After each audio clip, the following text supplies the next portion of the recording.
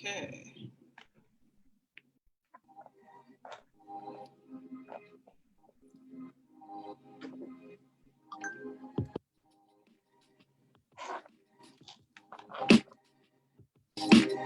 All right. Today is Thursday, June 25th, and welcome to 30 at 8:30, a show where we get to know various individuals, have candid discussion, and highlight their reasons for supporting the Republican Party. I'm your host, KJ, and tonight's guest is Pastor Shannon Wright, chairperson of the Baltimore City Republican Central Committee and mayoral candidate for Baltimore City. Shannon, welcome to the show. Thank you for inviting me. I appreciate that. All right. Excellent. How are you tonight? I am well. I am well. Enjoying the good. weather, except for those storms here and there, but enjoying the weather and the fact that I'm still here to enjoy it. So Right, absolutely. Yeah, with so much going on in the world right now, you are right on time with that. Thank God we're still here to enjoy it. So, well, I am excited to chat with you tonight. Thank you so much for taking the time to chat with me. I'm going to go right into it. Please tell those who don't know who have been kind of under a rock for the past couple of months. Please tell us a little bit about yourself for those who don't know. So I'm a Republican. I live here in Baltimore City. I'm the chairwoman of the Republican Central Committee for the city, and I'm also the Republican mayoral nominee. So all right. It's a couple of different hats and a lot of different kinds of busy, but it's all good. It's all good. Good. Okay. Now, I know you're not originally from Baltimore. Is that right? You are from another state. You were originally from another state. Is that correct? I am. I was born in New York. Okay. I've had family in Maryland for a long time and in Baltimore specifically. So we made that move some years back now. And in all honesty, when we came, we weren't sure how long we were going to be here, but this city just has so much to offer. It was kind of difficult to leave, so we stayed. Okay. See, and I always find that fascinating because I'm born and raised, as Baltimore people say, born and raised. I'm born and raised in Baltimore, but I find it fascinating when you have, because so many people have moved here for different reasons, and they chose to move here. Like me, I didn't have a choice. I was born here, and I haven't left. I've traveled, throughout the country and out of the country, but I've never made another place my home. And so I find it like really fascinating when people actually move here for a reason. So what about Baltimore what made you move here, or what you like about Baltimore? Well, let's see. There's a lot to like. There's a lot of history here. There's a lot of culture here. There's a lot of art here. There's a lot. I mean, when you look at just the museums and the galleries and all of that, you look at the different parts of the city are like different cities. Fells Point is very different than Inner Harbor, which is different than Canton, which is different than Woodring or Hartford Road area. Or there's so many pieces and parts of the city that the diversity of the city itself physically, there's something for everyone. Baltimore City is the size of or larger than some congressional districts. It's a sizable city. I don't know if you're aware of that, but there are. No, I didn't. Baltimore City itself is larger than the 6th congressional district in New Jersey. It's larger than some of the districts in West Virginia, and in Pennsylvania as well. This is a fairly diverse and sizable city. Okay. So it's very easy to find a little of everything that you might be looking for in this one city. Right. And I like too that, it's centrally located. So we're right near DC, you know, even New Mm-hmm. Jersey, New York. Mm-hmm. So it's kind of like, and that's what we usually have a lot of people who do move here from surrounding states, and they make it their home. And they say the same thing that you say. It's like a little melting pot where you It can is. find a little bit of everything here in the city. So I definitely agree and can relate to what you're saying there. Absolutely. Yeah. Mhm. Just saying, absolutely. You know, Oh, okay.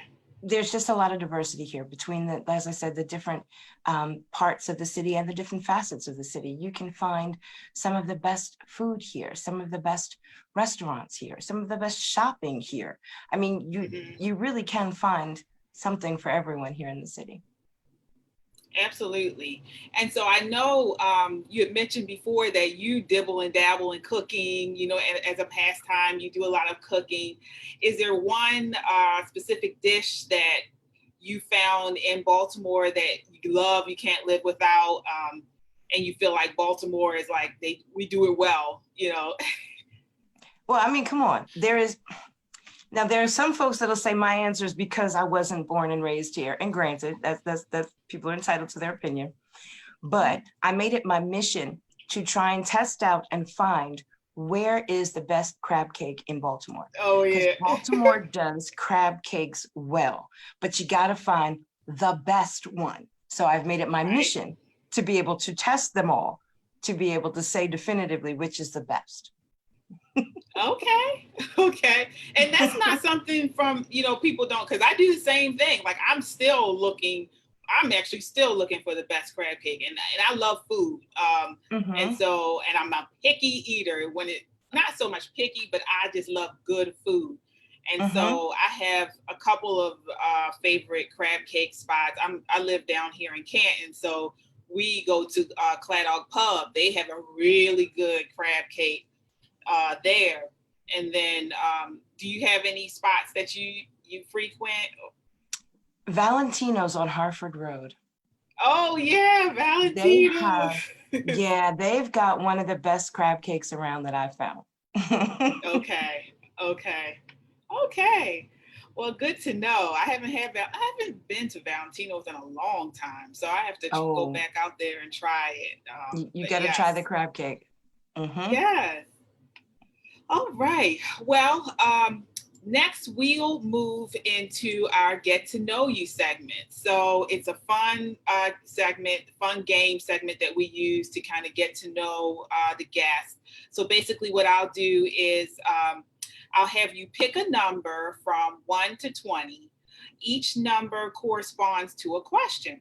So you get to answer the question that corresponds to the number you choose. All right. Okay. So basically, so you just, what number do you want to choose from 1 to 20? 19. Okay, 19. What do you wake up excited about?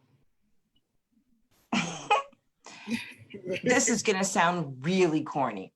I wake up excited the fact that God woke me up in the morning, number one. And number two, that I can open my eyes and look over and see my husband right there. That's what gets me up in the morning. Yes. Yep, that's right. You're right there.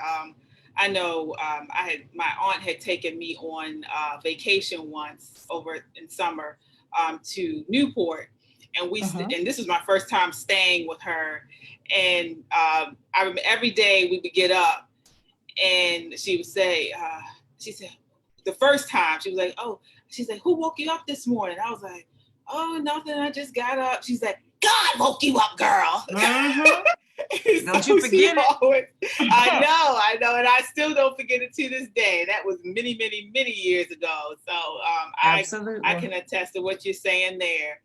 All right. Okay. Let's do one more. What number do you have next? 7. 7. Okay. Right. 7. What accomplishment are you most proud of?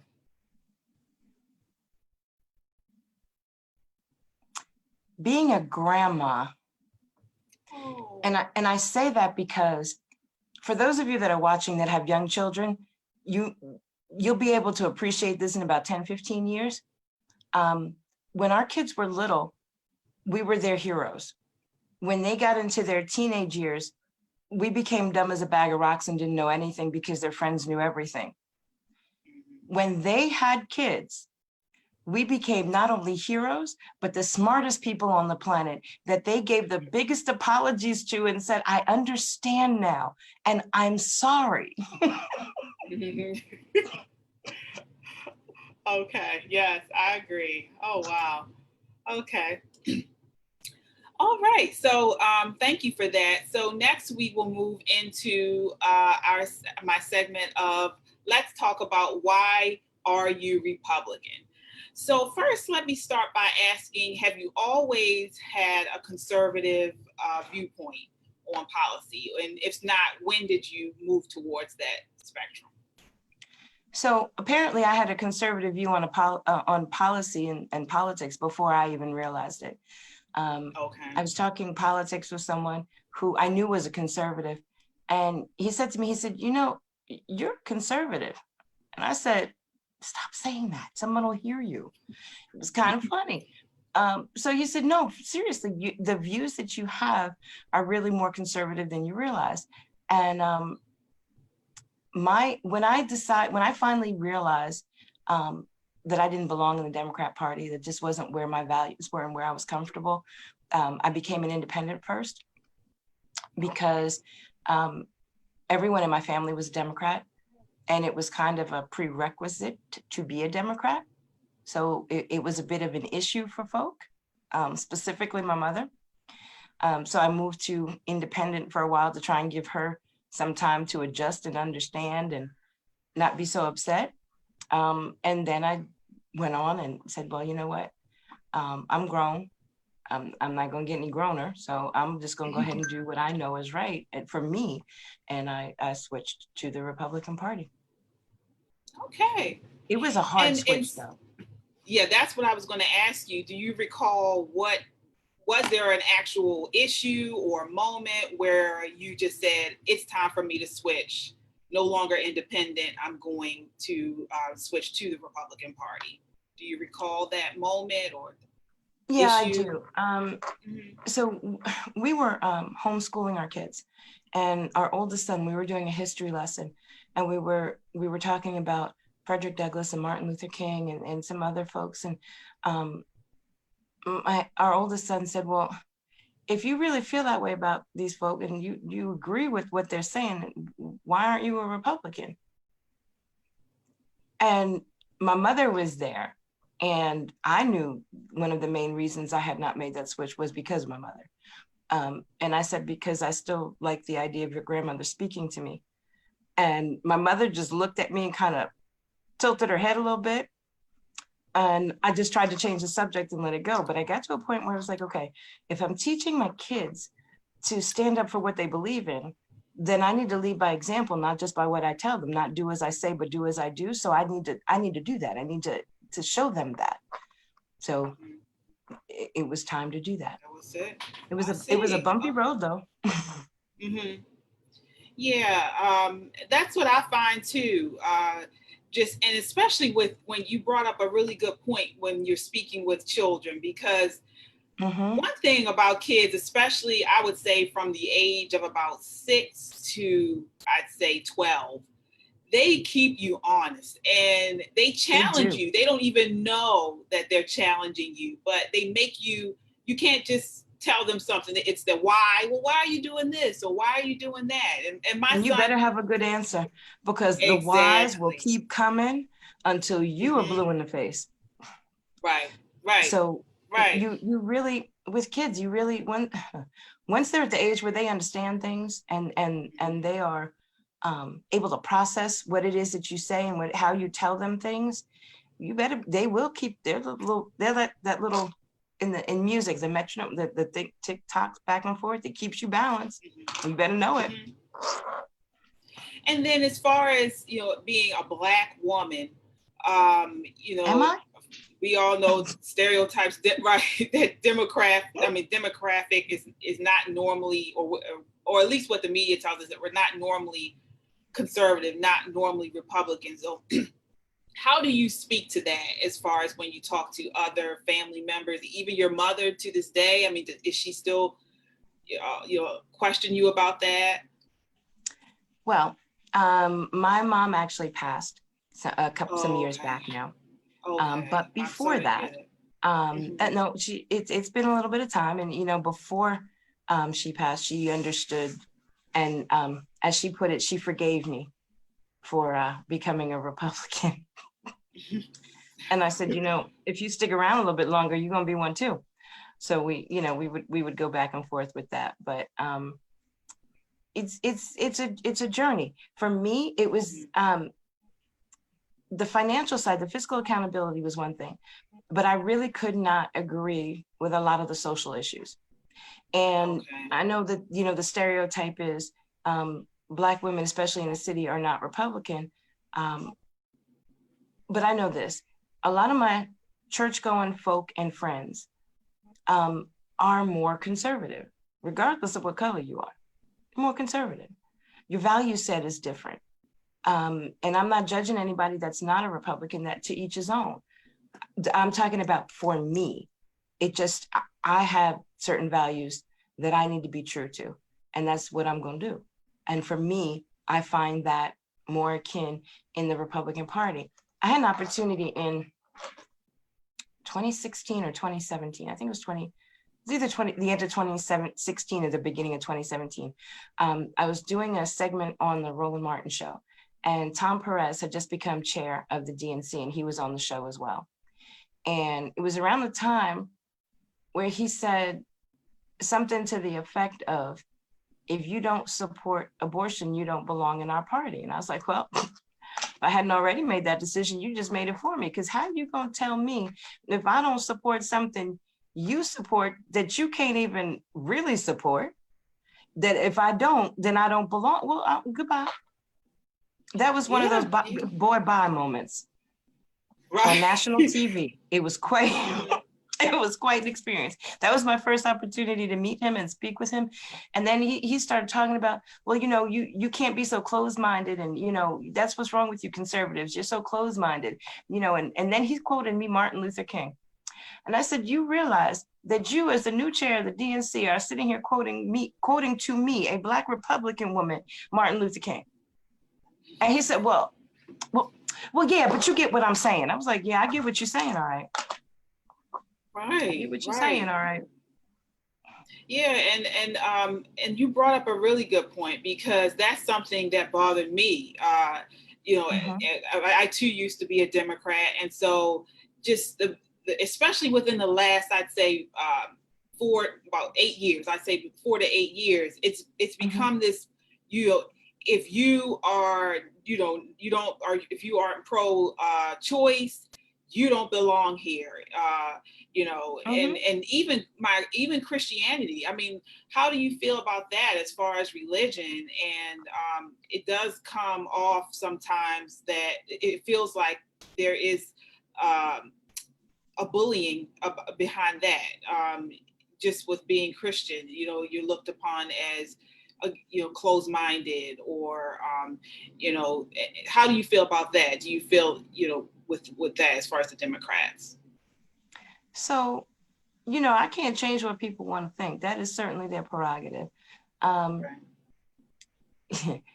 reality is, everybody walking this planet has the right to think, or at least right here in this little space, has the right to think and believe as they choose to.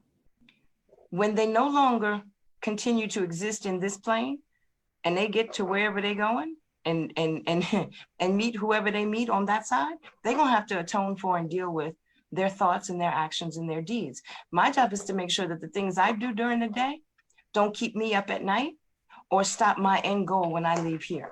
That's my goal. Mm-hmm. And anybody doesn't like it can close their eyes or just slide to the side. Okay. I'm all right with that. I'm all right with that. Right. And then as far as policy is concerned, and in the city, governing the city, can you speak to any certain policies or ideologies or issues that you feel the Republican Party speaks to and could assist the city with that has not been helped by the Democrats? Baby girl, your show's not long enough to address all of that, but I'm gonna try real quick. When you look at Black cities, we typically are cities where there's more of an economic challenge. There's more of an education challenge. There are higher crime rates. There are all sorts of things that are allowed to exist in Black cities that are not allowed to exist in cities that don't look like us.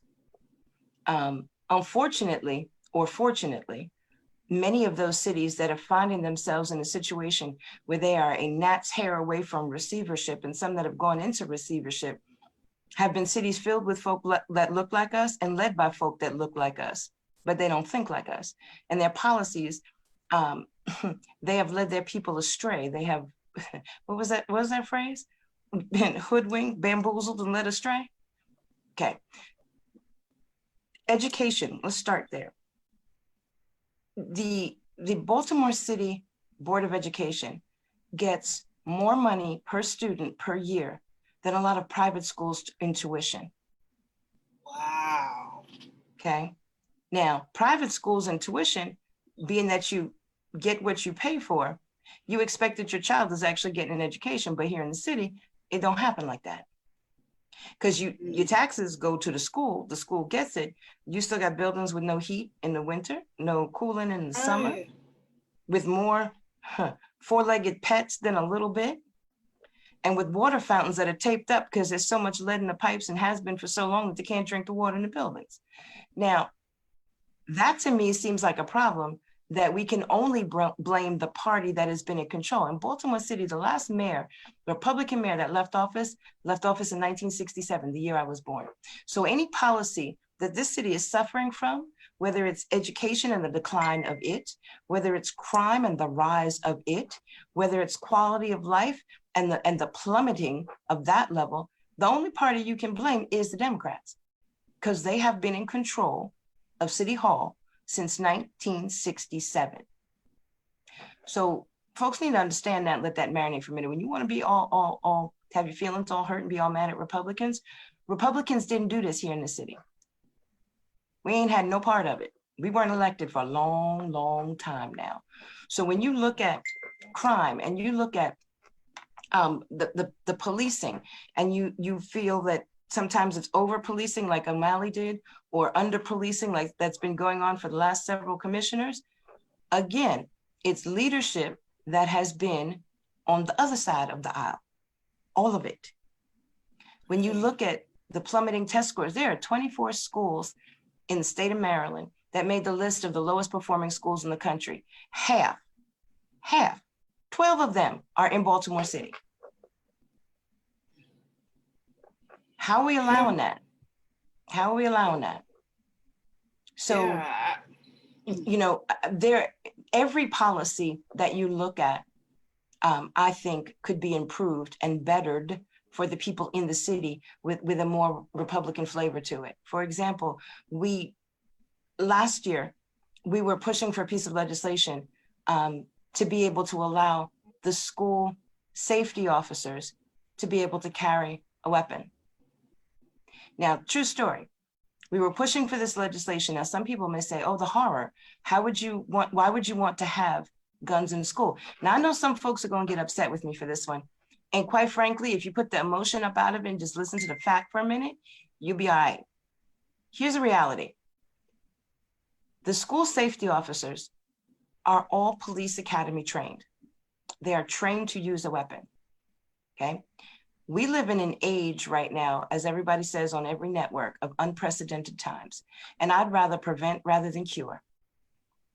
So that legislation actually came forward.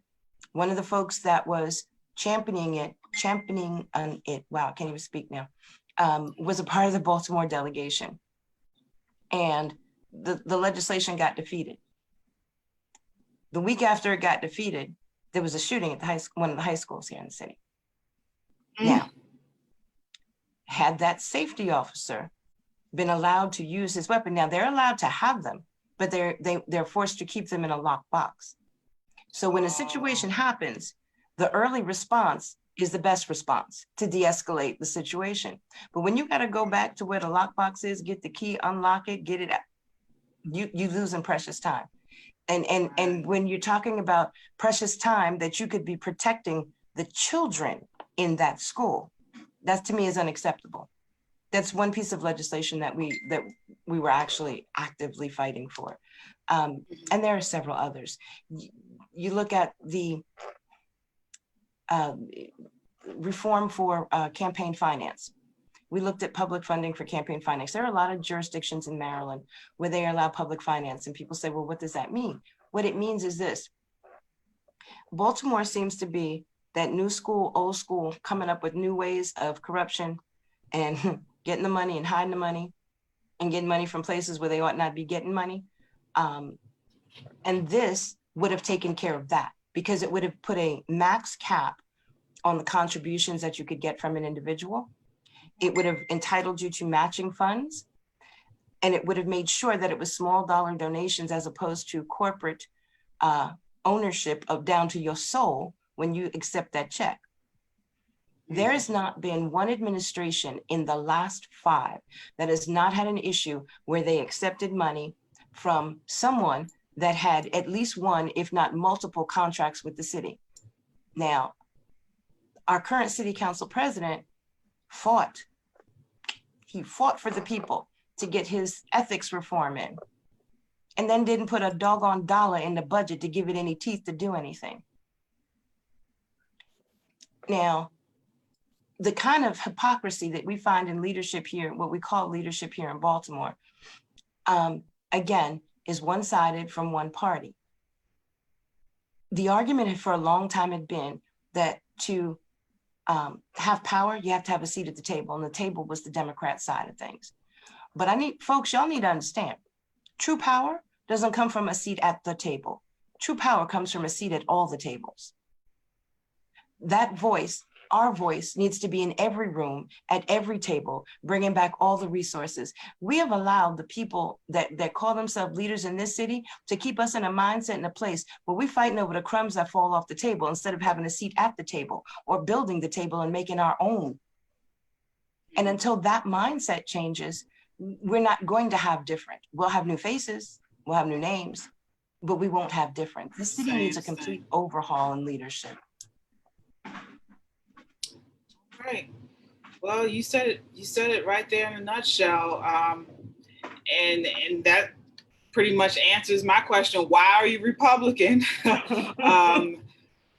And it's definitely a voice that's needed in the city. Like there's no, right now, there's no questioning of everything. And like you said, the leaders in the city are just being pretty much rotated. Which is same party, same policies, thought. Just different faces.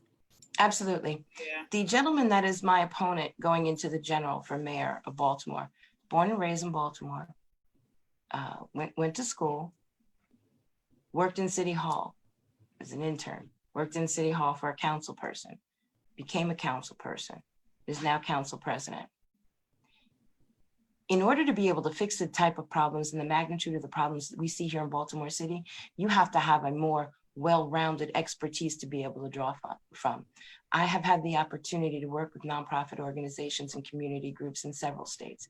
I've had the opportunity to write policy for those organizations in terms of both their fiscal and performance audits to be able to improve the efficacy of the organization with the budget given. I've had the opportunity to work with several different agencies to be able to understand how these things work.